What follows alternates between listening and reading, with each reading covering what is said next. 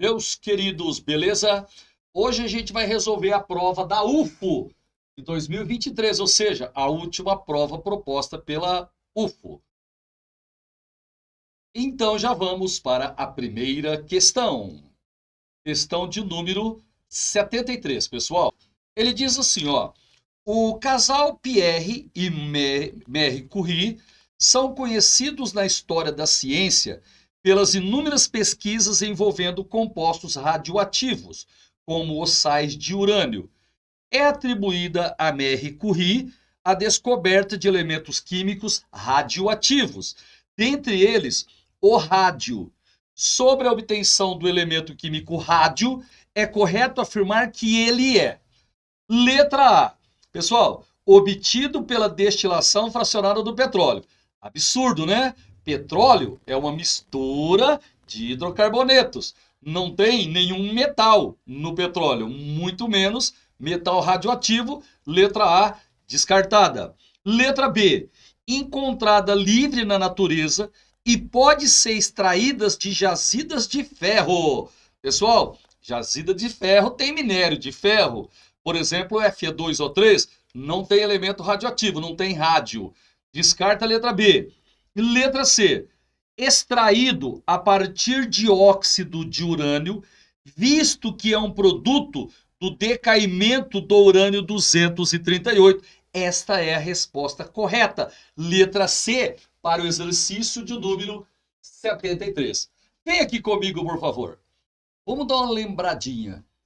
Existe cada elemento radioativo, a gente diz que tem uma série radioativa. Ou seja, o elemento radioativo, aí ele vai sofrendo decaimento. Ele vai emitindo ondas gama, ou partículas alfa, ou partículas beta, e vai se transformando num outro elemento químico. No caso, existe uma série radioativa do urânio que no decaimento é produzido o rádio. Então a resposta certa para o exercício de número 73, a alternativa letra C. Joinha? Pessoal, já vamos para a questão agora de número 74. Ele fala assim, ó: a carga de ácido clorídrico que vazou de uma carreta tombada em acidente na rodovia Regis Bittencourt, na altura de Cajati, no interior de São Paulo, chegou ao rio Jacupiranguinha, contaminando-o. Aí ele fala assim, ó: o ácido clorídrico é uma solução aquosa do gás cloreto de hidrogênio, muito utilizado em limpezas domésticas. Pessoal, aí ele fala assim, ó: a carga da carreta pesava 32 toneladas. Bombeiros utilizaram cal virgem para segurar a névoa e areia para conter o vazamento. Aí ele fala assim, ó: para conter os danos causados pelo vazamento de ácido clorídrico no acidente, a cal virgem, em conjunto com areia, forma um complexo ativado que potencializa os efeitos do ácido clorídrico. Letra B, a reação que ocorre entre a cal virgem, etc. Pessoal, vem aqui na lousa um pouquinho comigo, por favor. A gente tem ácido clorídrico, HCl, em solução aquosa. Ele vai usar a cal virgem.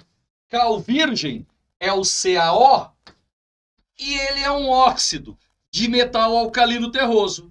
Galera, quando a gente tem um óxido de metal, esse óxido é classificado como óxido básico. Por quê? Porque ele, quando em contato com a água, ele vira uma base. Então é o seguinte, ó: o ácido está em solução aquosa. Nós colocamos a cal virgem, o óxido de cálcio sólido. Ele vai entrar em contato com a água. Queridos, um óxido básico, quando entra em contato com a água, ele produz a base correspondente. Então, o óxido de cálcio em água, ele vai produzir hidróxido de cálcio. O que vai acontecer? Nós temos um ácido agora em contato com a base. Quando a gente reage ácido com base, produz sal mais água. Qual vai ser o sal produzido, pessoal? CaCl2. O cátion da base é o cátion do sal. O ânion do ácido é o ânion do sal. Mais reação de neutralização, além do sal, a gente vai produzir água. Então, essa daqui é a reação de neutralização do ácido clorídrico pelo óxido de cálcio. Vamos voltar lá nas alternativas, por favor. Ele falou assim, ó, letra A, cal virgem em conjunto com areia forma um complexo ativado. Pessoal, nada a ver, nada de complexo ativado. Isso daí é lá na cinética química. Letra B, reação que ocorre entre a cal virgem e o ácido clorídrico promove a liberação de gás oxigênio. Pode parar. Quando você faz a reação, você vai produzir H2O e o sal. Então a letra B está errada. Letra C. Ó, o uso da cal virgem neutraliza o ácido clorídrico. Perfeito! Formando cloreto de cálcio, que é solúvel em água. Volta comigo aqui na lousa. Aqui, ó. Realmente, forma cloreto de cálcio, que é solúvel em água, pessoal. Porque os cloretos, eles são solúveis. Joia? Os cloretos insolúveis são aqueles ligados com prata, mercúrio e chumbo. Com o cálcio, ele fica solúvel. Então, essa daí é a resposta correta. Então, o exercício 74 também é a alternativa correta, letra C. Pessoal, agora exercício 75, um exercício bem de boa, de cálculo estequiométrico. Então, vamos à questão. Ele fala o seguinte, ó, no geral, deve-se guardar o vinho deitado. A posição evita o secamento e encolhimento da rolha, não dando espaço para que algum excesso de oxigênio entre na garrafa e estrague ou azede a bebida. A rolha, por si só, já possui alguns poros que permitem a entrada de uma pequena quantidade de ar, de forma que a bebida envelheça com qualidade. O fenômeno descrito no excerto acima refere-se, em linhas gerais, a uma reação química que transforma o vinho em vinagre, conforme expressa pela reação. Você está vendo a reação aí. O etanol mais O2, dando ácido acético mais água.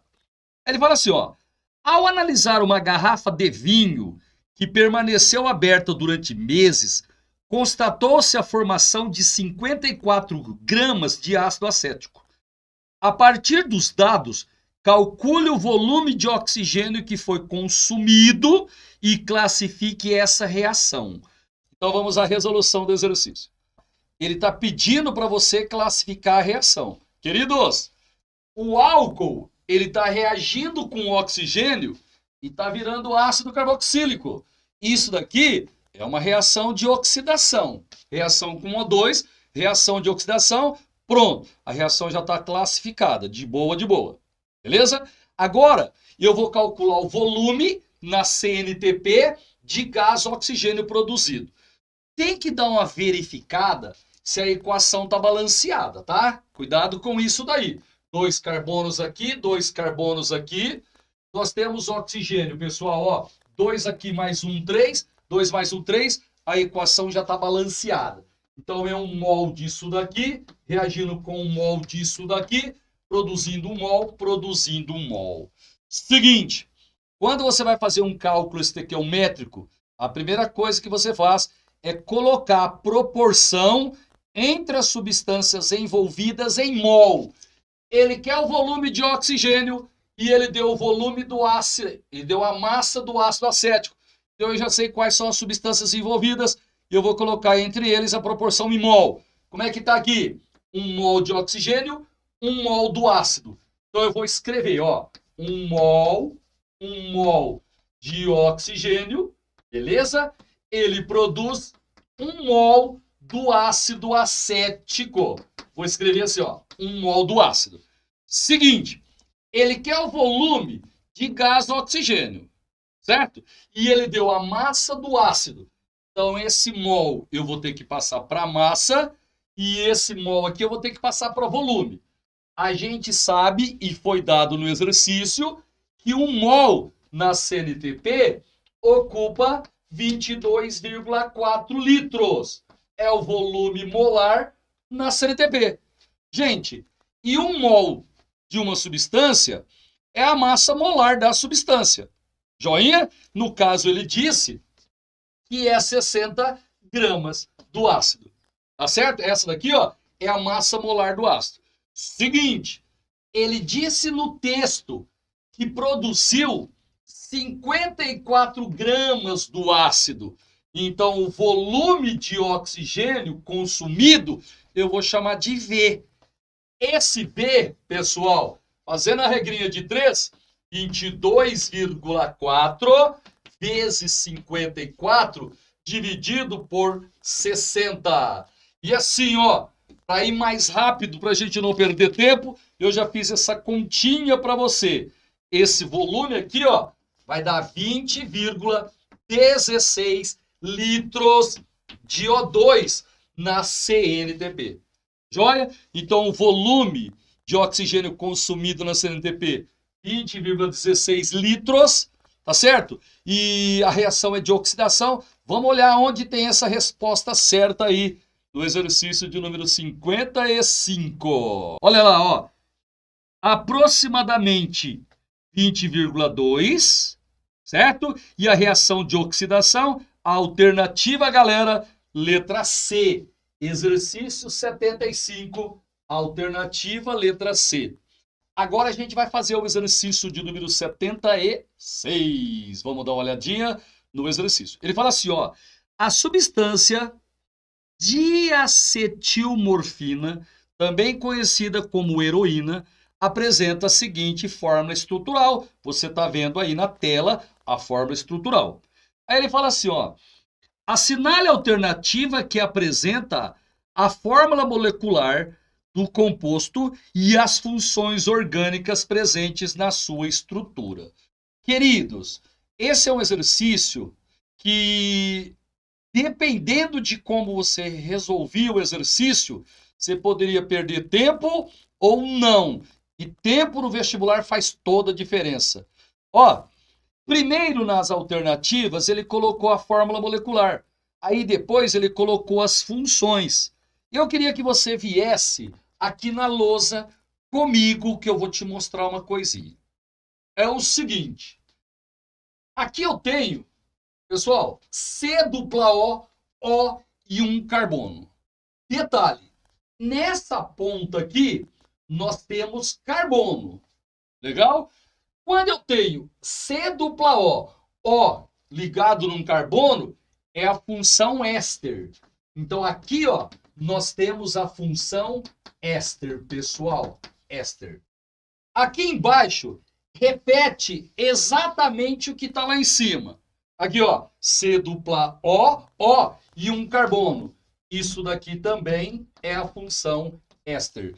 Agora, aqui no meio, dá uma olhadinha, ó. Eu tenho um oxigênio ligado em 2 carbonos. Aqui não tem C-O, é só um O como heteroátomo. Então, essa função aqui é a função éter.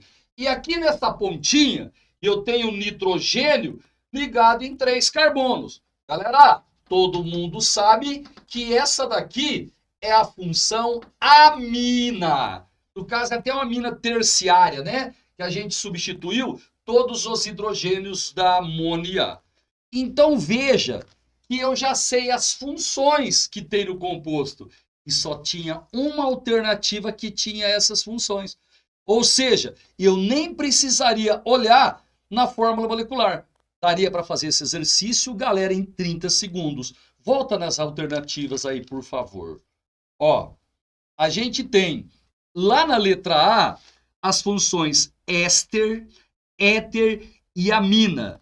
Galera, na letra B tem fenol, errado. Na letra C, a gente tem amida, errado. Aldeído, errado. Na letra D, aldeído, errado. Então, a única alternativa que tem essas 3 funções, éster, éter e amina, é a letra A. Então, você nem teria que fazer a fórmula molecular. Se você fizer, você vai ver que vai dar certo. Mas só pelas funções daria para a gente resolver esse exercício.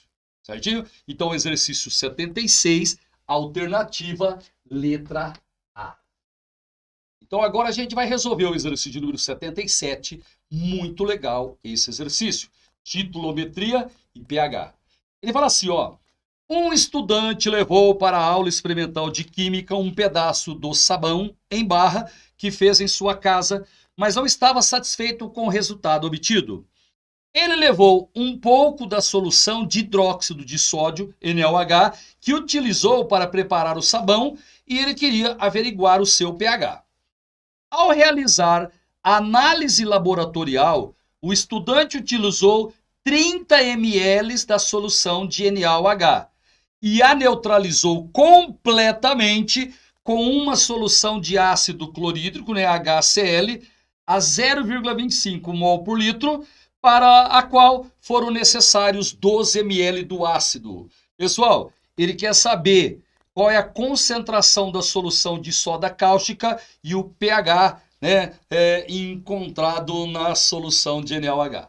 Legal? Então, comigo aqui na lousa, por favor. E usou 30 ml de NaOH.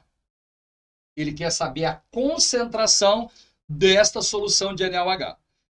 Ele neutralizou completamente 12 ml de HCl de concentração 0,25 mol por litro. Ele está pedindo para a gente calcular a molaridade da base. Pessoal, é o seguinte, foi feita uma titulometria ou titulação. Tem dois jeitos de resolver isso. Dá para você resolver usando um cálculo estequiométrico. O ácido e a base, eles reagem na proporção de 1 para 1, porque tem um hidrogênio ionizável e uma hidroxila. Certinho? Você acha quantos mols foram consumidos do ácido, vai ser o mesmo número de mols da base, porque a proporção de reação é 1 para 1. Aí, com o número de mols, né, e o volume, você acha a molaridade. Então, esse é um jeito de fazer, mais demorado. Quando você sabe que reagiu completamente o ácido e a base, não teve excesso, você fez uma titulometria. Aí existe uma formulinha para você aplicar, certo? A formulinha é assim, ó. X vezes a molaridade do ácido vezes o volume do ácido é igual a Y vezes a molaridade da base vezes o volume da base. Nessa relação, como tem um sinal de igual aqui, o volume ele pode entrar em qualquer unidade, desde que dos dois lados sejam, né, a mesma unidade. Esse X aqui está junto com o ácido, então ele representa o número de hidrogênios ionizáveis que tem no ácido. E esse Y aqui, ele representa o número de hidroxilas que tem na base. Se você olhar, eu só tenho aqui como incógnita a molaridade da base. E é justamente isso que eu estou calculando. Legal? Então vamos juntos aqui. Ó, quantos hidrogênios ionizáveis tem o HCl? 1. Qual foi a molaridade do ácido usado na titulação? 0,25. Qual que é o volume do ácido utilizado? 12 ml. Pode usar ml? Nessa relação pode. Mesmo, né? Porque você vai usar ml dos dois lados. Y é o número de hidroxilas e na base, né, NaOH, só tem uma. A molaridade da base eu estou procurando e o volume usado da base, pessoal, 30 ml. Passa esse 30 dividindo e eu vou encontrar a molaridade da base. Já fiz essa continha para você. Galera, 0,1 mol por litro é o resultado dessa continha aqui. Beleza? Então eu já sei que a molaridade da base é 0,1 mol por litro. Agora eu vou calcular o pH. O negócio é o seguinte. Eu quero o pH da base, tá? O negócio é o seguinte. Para eu calcular o pH, como é uma base, primeiro eu vou ter que calcular o pOH. A solução é de uma base. Certo? Eu vou calcular o pOH, aí eu tiro de 14 que eu tenho o pH. Para calcular o pOH, eu vou precisar do número da concentração de hidroxilas. Para calcular o pOH, eu preciso da concentração de hidroxilas. Qual que é a formulinha? Ó, número de hidrogênios ionizáveis. Perdão. Esse Y aqui é o número de hidroxilas que tem na base. Certo? Vezes a força, vezes o alfa, vezes a molaridade da base. Certo? Então, a concentração de hidroxilas é dado por essa relação aqui. Então, vamos fazer juntos. Concentração de OH-. Queridos, Y é o número de hidroxilas. Só tem uma. O alfa é a força da base. Ele não deu o valor do alfa. Só que a gente sabe que toda base com metal da família 1A é forte. Então, o NaOH é uma base forte. Quando a base é forte, ele não dá o alfa, você considera ele 1. Beleza? E a molaridade da base pessoal, eu calculei, é 0,1. Então, a concentração de hidroxilas, 1 vezes 1 vezes 0,1, é 0,1. Se você colocar em potência de 10, vai dar 10 a menos 1. 0,1 é 10 a menos 1 mol por litro. Já tem a concentração de hidroxilas. Já dá para calcular o pOH. Vamos fazer aqui do ladinho. Ó, o pOH, ele é menos log da concentração de OH-, meus queridos. Então, o pOH, ele vai ser menos log concentração de hidroxilas 10 elevado a menos 1. Gente, você lembra, né? Quando tem o log de uma potência, o expoente pode vir para frente. Então, vai ficar assim, ó, pOH menos 1 que veio para frente, log de 10. Gente, o log de 10 da base 10 é 1. Então, daqui eu tiro que o pOH é igual a 1. Certo? Então, o pOH da solução da base é igual a 1. Só que o cara quer o pH. Queridos, pH mais pOH a 25 graus Celsius tem que dar 14. Então, daqui eu tiro que o pH ele vai ser igual a 13. pH acima de 7, solução básica. Legal? Então, a concentração da base é 0,1 e o pH é 13. Vamos dar uma olhada onde tem essa resposta aí. Concentração 0,1, pH igual a 13. Pessoal, exercício 77, alternativa correta, letra B de bola. Deixa eu já dar uma olhadinha na questão de número 78, para ver se ela tem cálculo ou se ela é teórica. Não, pessoal, ó, ela é teórica, já dá para a gente fazer. Ele diz assim, ó, o reaproveitamento dos resíduos orgânicos, você está vendo na tela aí o exercício, né? O reaproveitamento dos resíduos orgânicos por meio da compostagem é o foco de um projeto de extensão que atende à comunidade local da Universidade Federal de Goiás. O projeto intitulado Compor visa aproximar a sociedade do método simples e eficaz de tratar os resíduos orgânicos gerados em casa, diminuindo assim a produção do lixo que chega ao aterro sanitário. Se você der uma olhada aí, ó, nós temos os alimentos, aí a gente usa como uma refeição, os restos alimentares a gente faz a compostagem, beleza? E isso daí a gente vai usar depois como um corretivo orgânico, né? Como um adubo orgânico, por exemplo, vai fazer a fertilização, vai produzir alimento e aí você vai ter esse círculo se repetindo, beleza? Aí, no próximo slide, ele diz assim, ó, assinale a alternativa que apresenta a afirmação correta sobre a compostagem. Pessoal, letra A. A matéria orgânica, resto de alimentos, por exemplo, é decomposta por micro-organismos e enzimas, o que resulta na transformação química da matéria para a produção de humus. Gente, era o que o desenho estava mostrando para nós, tá? Essa alternativa está corretíssima. Então, o exercício de número 78, alternativa letra A. Marca aí.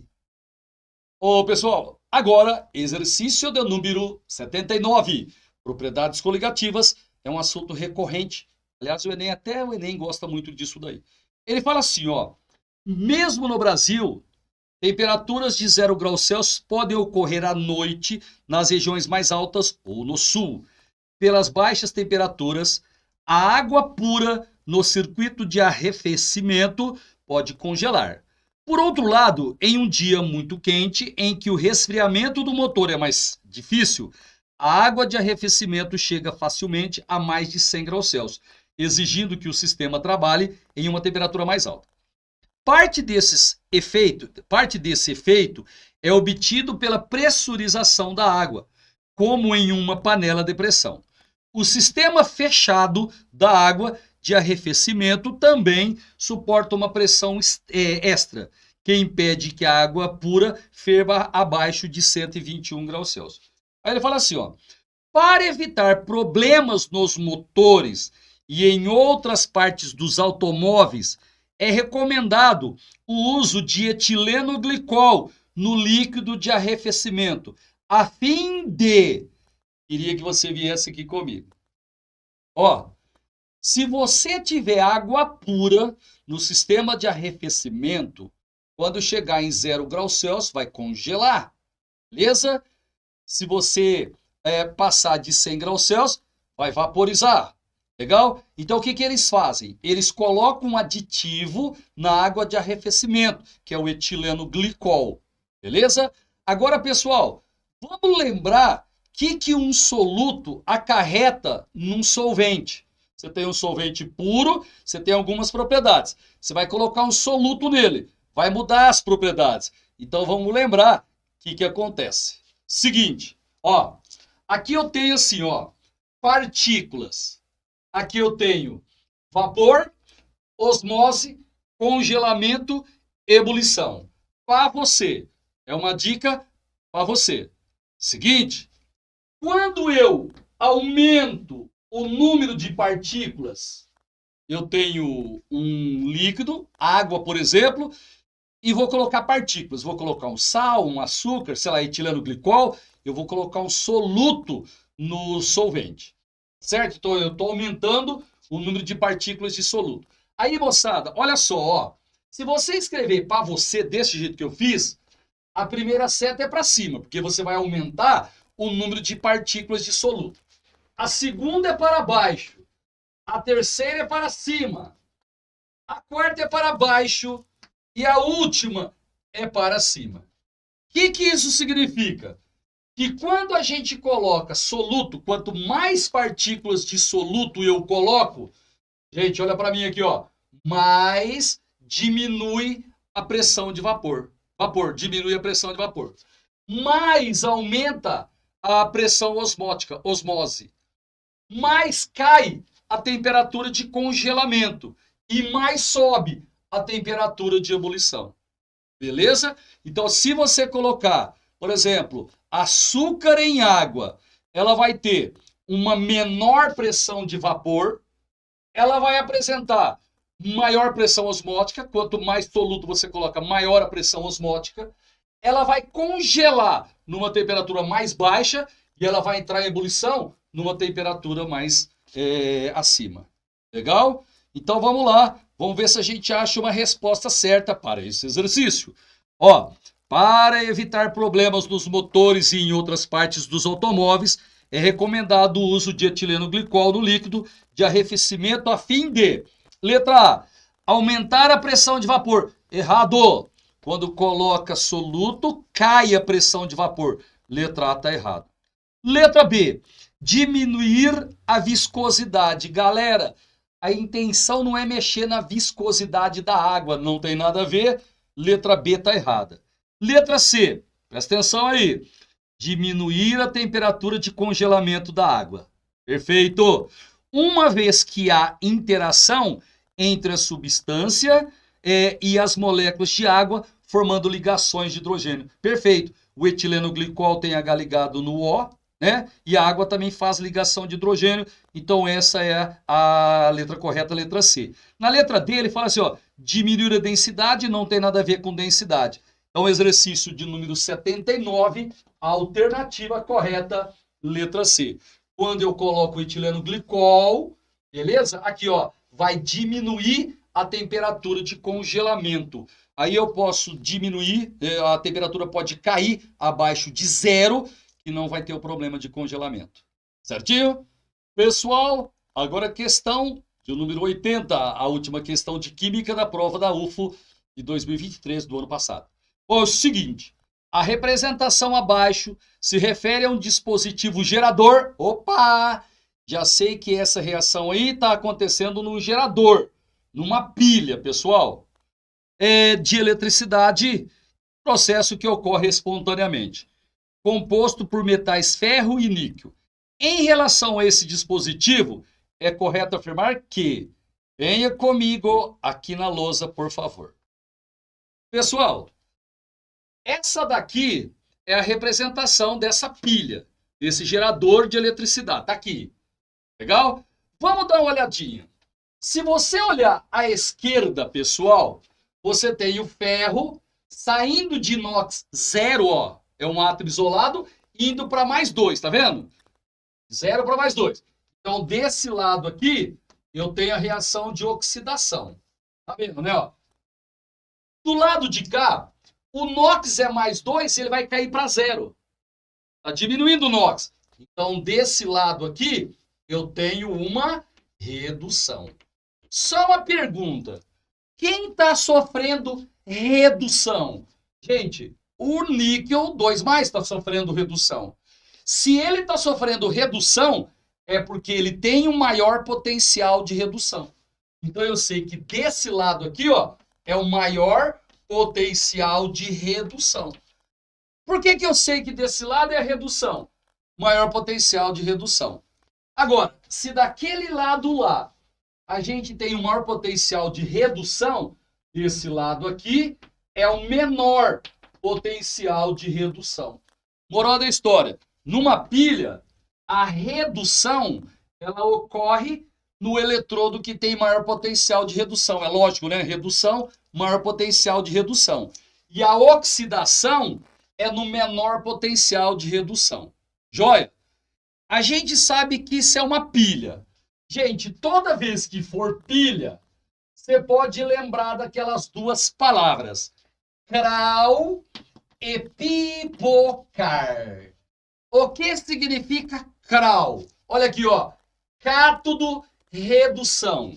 Então, onde tem redução, você vai chamar de cátodo.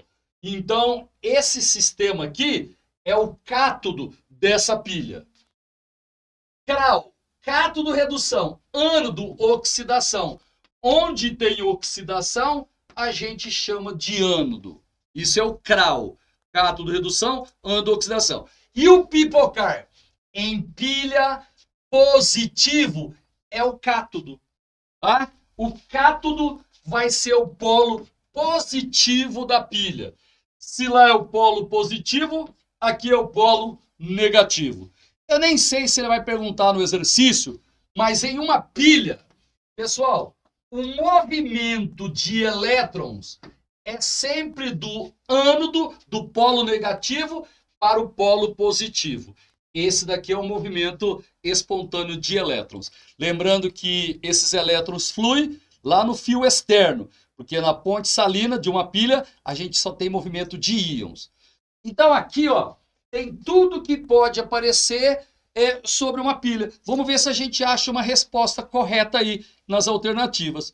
Ó, em relação a esse dispositivo, é correto afirmar que, letra A, representação de no dispositivo, o ferro é o agente oxidante. Olha aqui um pouquinho para mim, por favor. Ó, volta aqui na louça rapidinho para mim. Pessoal, aqui no ferro, nós temos a oxidação. Você lembra que é o contrário, né? Numa reação de óxido-redução, onde tem oxidação, é o agente redutor, é o contrário. Na oxidação, é o agente redutor. Na redução, é o agente oxidante. Então lá é o redutor, aqui é o oxidante. Volta nas alternativas. Ele está falando que o ferro é o oxidante. Errado, ele é o redutor. Letra B. É correto afirmar que no cátodo ocorre redução. Tá certo.